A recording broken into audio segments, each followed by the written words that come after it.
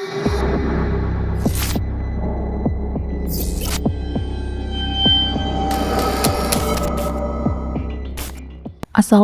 warahmatullahi wabarakatuh. Jumpa bersama saya Haza di channel Untung Ditonton. Bagi yang baru nonton, saya ucapkan selamat datang di channel ini. Semoga kita semua senantiasa diberi kesehatan dan dimudahkan dalam segala urusan. Amin, amin ya rabbal alamin. Nah sob, kali ini saya akan membawakan cerita yang ditulis oleh Mbak Nafila. Nah sebelum kita masuk ke ceritanya, jangan lupa subscribe channel ini dulu ya, agar channel ini lebih berkembang dan memberikan manfaat bagi kita semua. Tanpa banyak cakap lagi, yuk langsung saja kita masuk ke ceritanya. Sejak SMP, Agung tidak pernah punya pacar. Bukan karena tidak ada yang mau menjadi pacarnya, tapi karena memang ibunya Agung melarangnya untuk berpacaran. Alasannya Agung masih terlalu dini untuk hal-hal seperti itu. Ibu selalu bilang, tugasnya anak kecil adalah sekolah dan belajar. Singkat cerita, Agung sudah lulus SMP dan melanjutkan sekolah di kota. Karena rumah dan sekolahnya yang sekarang jaraknya cukup jauh, yaitu 2 jam perjalanan, maka Agung memutuskan untuk ngekos. Dan sejak kos itulah Agung mulai mengenal yang namanya pacaran. Awalnya Agung pacaran dengan tetangga kosnya yang sekolahnya bersebelahan. Mereka menjalani hubungan sampai kelas 12 awal. Putus dengan alasan klasik, aku mau fokus buat ujian nanti. Sampai singkat cerita, Agung lulus sekolah dan sekarang sudah bekerja. Agung kembali menjalani hubungan dengan seorang wanita. Agung sudah berpacaran dengan Dewi selama hampir 1 tahun. Selama itu pula Agung rajin membiayai segala keperluan Dewi, mulai dari makan, skincare, hingga apartemen Dewi. Meski bukan orang kaya, tetapi Agung dapat menipu semua orang termasuk Dewi dengan gaya hidup yang di luar kemampuannya. Meski pekerjaannya serabutan, tetapi Agung mampu mendapatkan hati model montok itu dengan barang-barang mewah. Dewi menyukai kemewahan, begitu pula dengan Agung yang begitu menginginkan Dewi sebagai pacarnya. Sawah milik orang tuanya di kampung telah ia jual untuk membiayai gaya hidup dirinya dan Dewi sang kekasih. Kedua sejoli itu bergaya bak sosialita, meski tak benar-benar kaya. Hobi berbelanja barang-barang ternama, liburan ke luar negeri, hingga makan di restoran mahal sudah menjadi kegiatan sehari-hari. Gaya hidupnya yang bak raja juga selalu ia pamerkan melalui akun Instagramnya. Untuk anniversary mereka, Agung menyiapkan dinner romantis di Gunawarman, tentu dengan kocek yang dalam. Belum lagi hadiah yang akan ia berikan untuk perempuan pujaannya. 2 tiket pulang pergi ke Maldives telah ia simpan di kota kecil yang akan ia berikan sebagai kejutan. Meski sedang tak ada uang, Agung rela meminjam ratusan juta di aplikasi online untuk menyenangkan hati pasangannya. Usahanya berhasil. Dewi menitikkan air mata saking senangnya. Impiannya untuk berlibur ke Maldives akhirnya terwujud juga. Agung berhasil membuat wanitanya makin cinta. Ratusan foto juga sudah mereka ambil untuk kemudian masuk ke Instagram masing-masing. 2 bulan sebelum keberangkatan, Agung tak memiliki uang. Ia kebingungan lantaran sudah ditagih untuk membayar tiket yang bahkan belum ia pakai. Sawah milik orang tuanya telah habis ia jual. Ia juga tak mungkin menjual sepatu dan jam tangan mewahnya untuk menutupi utang. Malu ia, apa kata kawan-kawannya nanti? Meski mengetahui sudah tak ada warisan orang tuanya yang dapat dijual, Agung pulang kampung. Ia berharap dapat menemukan emas tinggalan orang tuanya yang telah meninggal. Dengan mobil mewahnya, ia berangkat dari Jakarta ke Purwodadi. Kepulangannya di kampung selalu disambut dengan cibiran warga yang menganggapnya sebagai anak tak berbakti, lantaran warisan keluarganya habis dijual untuk foya-foya. Tetapi ia tak peduli. Ia sudah terbiasa menjadi warga Jakarta dengan gaya hidup mewah sejak SMA. Kepulangannya kali itu disambut oleh Pak Tono, tukang kebun milik keluarganya. Hanya bersisa satu petak tanah yang menjadi rumah orang tuanya dulu. 42 petak sawah yang mereka wariskan kepada anak satu-satunya telah ludes kurang dari 10 tahun. Kini Agung berharap dapat menemukan sesuatu yang dapat ia jual. Pak Tono telah menjadi bagian dari keluarga itu sejak lama, bahkan sebelum Agung lahir.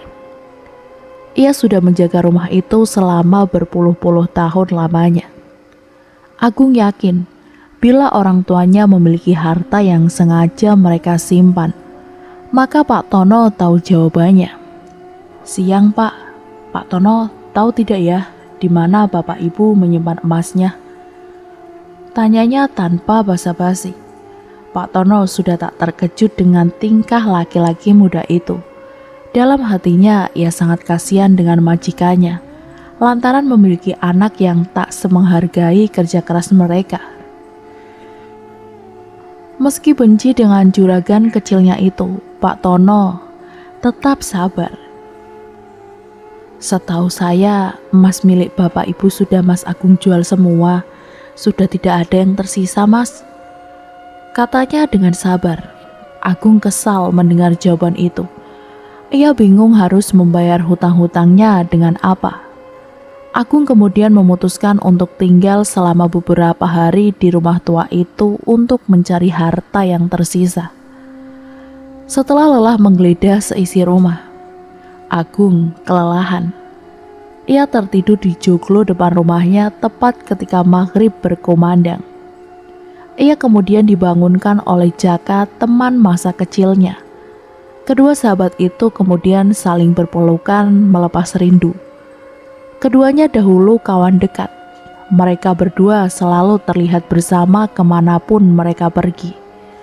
Sampai mereka harus berpisah ketika Agung melanjutkan pendidikannya di Jakarta. Agung pun bercerita mengenai kesulitan yang tengah ia hadapi. Tapi Jaka justru tertawa. Agung, kalau mau kaya raya instan, jangan pinjam uang di aplikasi online. Kamu kan tahu di sini banyak pesugihan." Jawabannya dengan tawa terbahak-bahak. Betul juga kata kawannya itu. Agung kemudian setuju untuk mendalami ilmu pesugihan dari kawan lamanya. Jaka menganjurkan Agung untuk menjalani pesugihan yang mudah. Meski mudah, pesugihan itu menakutkan bagi Agung. Agung yang takut dengan hal-hal yang berbau horor diwajibkan untuk melakukan ritual itu. Lamunan tersebut seketika lenyap ketika sang dukun memanggilnya untuk masuk ke dalam ruangan yang telah disediakan. Ruangan tersebut tidaklah besar dan hanya ada lilin sebagai satu-satunya sumber penerangan. Di meja berisi berbagai macam barang yang tidak Agung mengerti. Yang ia tahu hanya kembang yang wanginya membawa kesan mistis. Agung mencoba untuk mencari posisi terbaik untuk duduk. Dukun itu menghembuskan nafas sejenak, lalu menanyakan kesediaan Agung untuk melakukan pesugihan jasad bayi. "Iya, seperti yang saya bilang sebelumnya di telepon, Mbah. Aku siap," ujar Agung dengan penuh keyakinan. "Bagaimana dengan mahar? Dan juga kamar khusus buat kamu meminta jalan dan petunjuk, sudah ada?" tanya si dukun. "Untuk kamar, nanti teman saya yang urus, Mbah. Kalau terkait mahar, saya cuma punya uang yang waktu itu ditransfer. Tidak ada lagi, Mbah. Saya juga sekarang lagi nyari kerja lagi. Agung mencoba menarik simpati si dukun. Agung mungkin tidak akan datang ke dukun jika pekerjaannya tidak gulung tikar. Tadinya Agung ini memiliki bisnis rumah makan yang ia buka tak jauh dari tempat tinggalnya. Namun, karena kemampuan bisnisnya yang kurang baik ditambah tidak adanya promosi, rumah makan itu lebih sering didatangi kucing liar ketimbang pengunjung. Belum lagi pendapatan dari usahanya itu digunakan untuk memenuhi kebutuhan sang pacar. Untuk pergi liburan kemarin saja, Agung meminjam uang kepada Lintah Darat, tentu saja dengan bunga yang tinggi. Sayangnya, uang yang dipinjam tersebut bagaikan dibakar saja, tak menghasilkan apapun kecuali utang yang mengepul. Rumah makan yang dirintis Agung, uang untungnya tidak dapat menutupi jumlah uang yang dipinjamkan. Karena tak ingin asetnya yang lain ikut direnggut dan tak ingin kalah dengan teman-temannya serta Agung juga harus memenuhi kebutuhan sang pacar, Agung sepakat untuk melakukan pesugihan jasad bayi ini berkat informasi yang didapat dari Jaka. "Kamu siap menanggung resikonya?" tanya sang dukun dengan pelan. "Siap, Mbah," jawab Agung. Dukun itu memulai ritual yang tidak Agung mengerti. Karena takut, Agung hanya memejamkan mata dan mendengar si dukun merapal sesuatu. Nafas Agung semakin berat karena bukan kanker atau penyakit berbahaya yang merenggut haknya sebagai manusia, melainkan utang. "Sudah selesai," ujar si dukun. Agung mencoba merasakan seluruh tubuhnya hanya bisa tertunduk lesu. Matanya berkaca-kaca, mencoba untuk tidak marah terhadap dirinya sendiri. Ia tahu persis resiko sebelumnya memulai pesugihan ini. Dan berarti ia sudah mengambil keputusan bahwa kesulitan memiliki anak hidupnya adalah resiko yang harus ia pikul di sepanjang hidupnya. Setelah prosesi itu selesai, Agung dianjurkan untuk pergi ke pemakaman umum untuk mengambil jasad bayi dari kuburan. Jasad itu harus sudah terurai hingga berupa tulang. Bungkusan bayi mungil itu harus Agung bawa ke apartemennya di Jakarta. Ia menyimpan jasad itu di dalam kotak kayu yang ia simpan di lemari sudut kamar khususnya.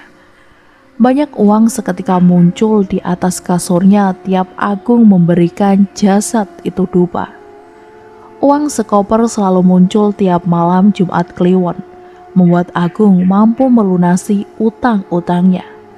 Tak hanya itu, dirinya juga memiliki banyak uang pesangon untuk nyapelsir bersama kekasihnya. Singkat cerita, keduanya berangkat liburan ke Maldives selama 2 minggu. Dewi menjadi perempuan yang paling bahagia saat itu, memiliki pasangan yang romantis dan menuruti segala keinginannya, merupakan dambaan bagi seluruh wanita. Dewi juga mampu tampil mewah melebihi kawan-kawannya di Instagram. Ya begitulah jalan pintas yang sering dilakukan oleh orang yang mengalami desakan ekonomi. Dan taraf hidup yang semakin tinggi membuat sebagian orang melakukan jalan pintas, menggunakan pesugihan yang sudah pasti dilarang oleh agama. Cara ini dinilai bisa mendatangkan banyak kekayaan bagi para pelakunya tanpa harus bekerja keras alias instan. Pesugihan jasad bayi ini dinilai paling aman yang tidak memakan korban jiwa untuk diserahkan sebagai tumbalnya. Lalu bagaimana bisa tidak menumbalkan korban jiwa? Pesugihan ini menggunakan jasad bayi yang dijadikan tumbal untuk makhluk halus dalam perjanjian pesugihan. Jika diterima, sang pelaku akan mendapatkan kekayaan yang berlimpah. Tetapi ada persyaratan yang harus dipenuhi dalam melakukan ritual ini. Namun, jika sang pelaku mempunyai keturunan, bukan tidak mungkin anaknya yang akan menjadi tumbal. Selain itu, risiko lain saat melakukan pesugihan itu. Bagi pasangan suami istri akan mengalami kesulitan mendapatkan anak. Kalau hamil akan berulang kali mengalami keguguran. Pesugihan ini juga mengeluarkan mahar yang besar. Untuk satu kali ritual bisa sampai 50 juta hingga 100 juta. Setelah kepergiannya ke Maldives, 1 bulan kemudian Dewi meminta Agung untuk berlibur lagi ke Bali dan menginap di villa. Aneh-aneh memang, minta ini minta itu harus dituruti dan gobloknya Agung menurutinya. Hari itu juga, tepatnya hari Minggu, keduanya berangkat. Perjalanan menuju ke Bali pun tak memakan banyak waktu. Setelah hujan agak reda, Agung dan Dewi akhirnya menemukan villa yang letaknya jauh dari pemukiman warga. Karena villa itu menyajikan pemandangan yang sangat indah. Ketika hendak melewati jalan menuju ke villa, Agung merasa ada seseorang yang melempar sesuatu ke arah mereka dari belakang. Sontak Agung nengok, tapi tidak ada orang di sana. Sebenarnya, sedari masuk ke pura hingga mencapai jalan menuju villa, ada rasa gelisah yang Agung pendam. Rasa itu semakin kuat ketika mereka hampir sampai di villa. Pakaian yang basah membuat Agung merasakan sensasi dingin menusuk tulang. Mungkin sebaiknya ia langsung bersih-bersih dan istirahat sejenak. Tak membutuhkan waktu lama, Agung dan Dewi sudah selesai bersih-bersih. Keduanya lantas duduk di balkon sembari bergurau. Laki-laki itu tertawa cukup kencang hingga mungkin tawanya mengisi keheningan malam itu. Dewi langsung saja menutup mulutnya dengan potongan roti. Lantaran tawanya yang sangat kencang, Agung pun dengan senang hati mengunyah roti itu. Tapi, tunggu. Ada sesuatu yang aneh kali ini. Iya, aneh. Karena kali ini Agung mendengar suara bisikan anak kecil. Suara itu terdengar asing dan tiba-tiba saja... Agung tiba-tiba berteriak seperti orang ketakutan. Agung menutup mata rapat-rapat. Mukanya langsung pucat dan sekujur tubuhnya pun berkeringat dingin. Bulu kuduk berdiri sekilas tadi. Agung melihat sosok makhluk menyeramkan dan bahkan rasanya tidak sanggup mendeskripsikan wujudnya dengan detail. Penampakan itu terjadi dengan cepat, mungkin sepersekian detik saja.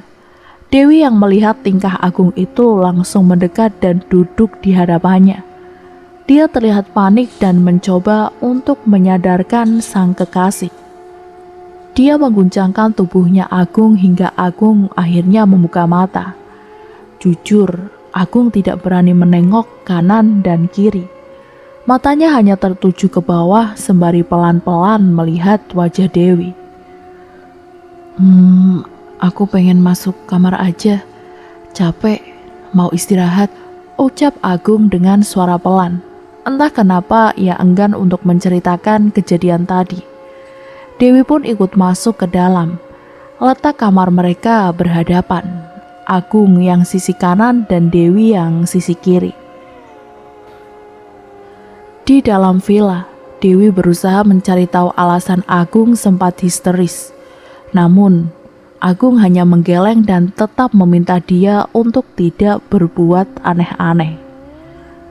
Kali ini Agung benar-benar sampai memohon. Dewi melihat Agung yang masih pucat. Dia pun akhirnya menyetujui dan tidak berbuat aneh-aneh. Langsung saja, Agung masuk ke kamar dan mencoba untuk tidur. Dewi pun memutuskan masuk ke kamarnya. Meski sudah berada di kamar, Agung malah sulit tertidur. Sudah beberapa kali mencoba, tapi matanya tidak bisa diajak berkompromi. Akhirnya karena cukup kesal dan bosan, Agung bangun dan keluar kamar. Agung duduk persis di depan TV, menonton tayangan sepak bola. Hingga ia cukup dikagetkan dengan suara gemerisik air. Nyalinya mulai menciut ketika suara tawa anak kecil lirih terdengar. Suara tertawa anak kecil itu lirih saja, namun suaranya seperti menempel di telinga. Lantaran takut, Agung langsung masuk ke kamar dan menutup pintunya rapat-rapat. Agung benar-benar langsung membungkus diri dengan selimut dan memaksa mata untuk tidur. Entah bagaimana keadaannya di luar, Agung benar-benar tidak berani membuka mata. "Bang, abang, ayo main." Jika sebelumnya suara tertawa, kali ini ajakan untuk main. Suara anak kecil yang sukses bikin Agung sangat ketakutan. Agung hampir bisa melihat siluetnya di luar jendela ketika memberanikan diri melirik. Secara refleks, Agung langsung ngumpet, berharap sosok anak kecil yang ada di luar tenda itu cepat pergi. Ketika sudah tidak ada suara lagi kecuali suara jangkrik malam itu, Agung pun langsung keluar dari selimut yang membungkusnya. Agung hanya bisa duduk bersila di atas ranjang. Gemetar di seluruh tubuh belum hilang. Selang beberapa menit kemudian, Agung bisa mendengar suara angin bertiup cukup kencang. Ditambah suara kresek-kresek ranting pohon yang saling bergesek membuat suasana semakin terkesan horor. Sunyi, sepi, sampai akhirnya suara anak kecil itu mengagetkan lagi. Kali ini dia meminta tolong. Suaranya sangat mendesak. Agung yakin dia masih ada di luar kamar. "Bang, takut. Tolong, tolong. Takut." Di dalam kamar, Agung hanya bisa menutup kuping berusaha menahan suara itu masuk ke otak Agung. Namun, usaha itu tidak berhasil. Agung tidak berani bergerak, tidak berani membuka mata. Agung hanya bisa duduk bersila lalu menangis. Saat itu, ia hanya bisa berdoa dan berharap Dewi mendengar tangisnya. Namun semakin ia menguatkan diri, suara bisikan itu kembali bergaung, menempel erat ke telinga, menghantui. Agung menutup kedua telinganya rapat-rapat dan memejamkan mata. Ketika suara anak kecil itu sayup-sayup menghilang, kini suara Dewi terdengar lantang dari luar kamar. Begitu mendengar suaranya, Agung jadi agak berani untuk merangkak keluar kamar. "Kamu kemana aja sih? Kamu kenapa lagi? Hah? Kamu lihat apa?" tanya Dewi sembari mengguncangkan badan Agung. "Aku mau kita pulang aja. Nanti pagi gak usah samit. Kita langsung balik aja." "Hah? Yang bener aja." Agung tahu kalau Dewi sangat ingin eksplor Bali. Namun, Agung sudah tidak betah dan merasa terancam di villa ini. Agung menepuk pundaknya, mengatur nafas dan mencoba tenang. Dewi dengan sigap memberikan Agung selimut dan menyeduhkan segelas susu coklat hangat. Untung saja dia orang yang peka dan cepat tanggap. Hati Agung agak sedikit lega dan tenang setelah menyeruput susu coklat. Agung akhirnya menceritakan kejadian yang ia alami. Dari awal hingga suara anak kecil yang mengajak main lalu meminta tolong. Melihat Agung yang jadi tidak bersemangat, Dewi langsung berdiri dan meninggikan suaranya. "Kamu kan tahu, aku kepengen eksplor Bali. Dan kamu juga udah janjikan mau liburan lama di sini. Nah ini malah ngajak balik." Ucap Dewi dengan lantang dan tegas. Dewi tanpa basa-basi langsung duduk. Dia juga menjelaskan tadi menghilang itu karena dia lagi buang air besar. Agung enggan berkomentar dan memilih diam. Agung duduk termenung tanpa berkata-kata. Sampai singkat cerita, keputusan Agung sudah bulat. Ia akan pulang pagi hari ini juga. Terserah Dewi mau ikut apa enggak. Yang penting dirinya tak dihantui anak kecil lagi. "Loh, kok kamu bergemas? Aku mau pulang sekarang juga, Wi.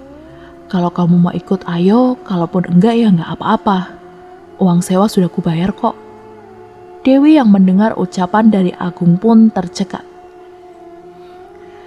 Ih, gimana sih? Ya udah aku ikut pulang, tapi nanti aku beliin sepatu yang baru ya. Agung pun langsung mengiyakan ucapan itu tanpa harus pikir cari uang dari mana. Karena itu semua mudah, tinggal melakukan ritual, uang sudah datang kepadanya. Mudah bukan? Pagi itu pun mereka pulang dengan mengendarai mobil.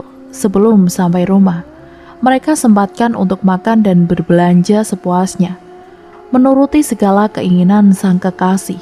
Dan seperti biasanya, Agung akan pergi ke pemakaman umum untuk mencari makam bayi.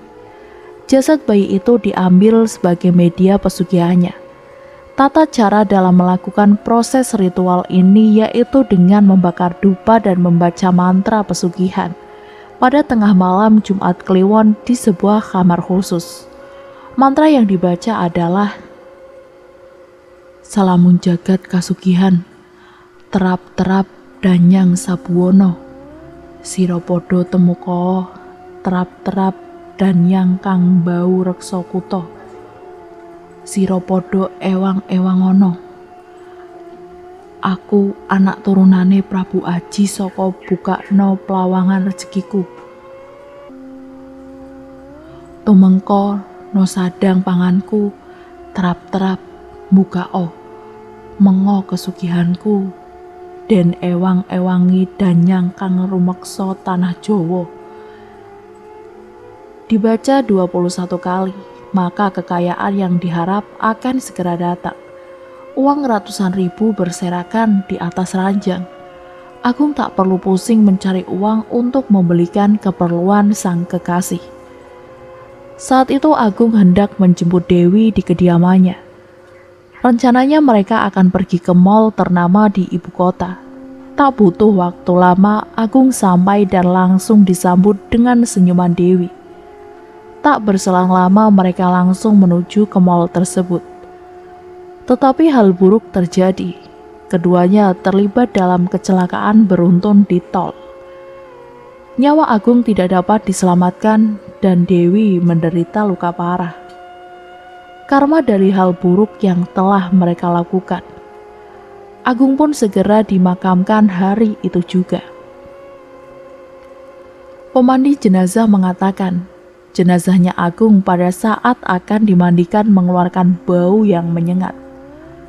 Bahkan selain itu, biasanya pada saat mengeluarkan kotoran, pemandi jenazah tersebut menekan perut mayat tersebut agar keluar pada lubang pembuangan kotoran.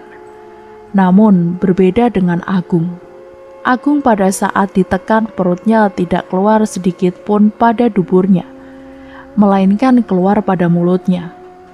Pemandi jenazah sampai terheran-heran karena baru pertama kali melihat kejadian yang aneh pada si mayit. Akan tetapi pemandi jenazah tersebut terus membersihkan kotoran dan memandikannya sampai selesai, tanpa memberitahu orang lain. Kejadian aneh tidak berhenti di situ. Setelah dimandikan dan akan dikafani, kain kafan tersebut tidak muat buat si Agung. Kain kafan yang sebelumnya sudah diukur tidak pas pada si Agung, melainkan hanya cukup sampai batas kepala dan kaki, sehingga tidak bisa diikat pada ujung si kain kafan. Aduh, gimana ini? Mau tidak mau aku sambung kain kafan itu, kata pemandi jenazah. Dari kejadian tersebut, akhirnya pemandi jenazah menceritakan dan menanyakan perihal semasa hidupnya si mayit. Pak Tono yang sudah kenal dengan Agung dan tahu perilakunya, dia mengatakan kalau Agung menjadi kaya raya dan bisa mencukupi kemauan sang pacar, karena ia bersekutu dengan setan, yakni melakukan pesugihan, sehingga balasannya terlihat setelah kematiannya. Dan demikianlah akhir dari cerita ini. Semoga dari cerita ini kita bisa mengambil hikmah dan pelajaran yang baiknya. Sampai berjumpa kembali lagi di cerita misteri terbaru selanjutnya. Dan jangan lupa untuk like, komen, dan subscribe, serta nyalakan juga tombol loncengnya, agar kalian mendapatkan notifikasi jika kami mengupload video terbaru yang tentunya dari channel ini. Jika terdapat salah-salah kata, saya mohon maaf. Terima kasih dan wassalamualaikum warahmatullahi wabarakatuh.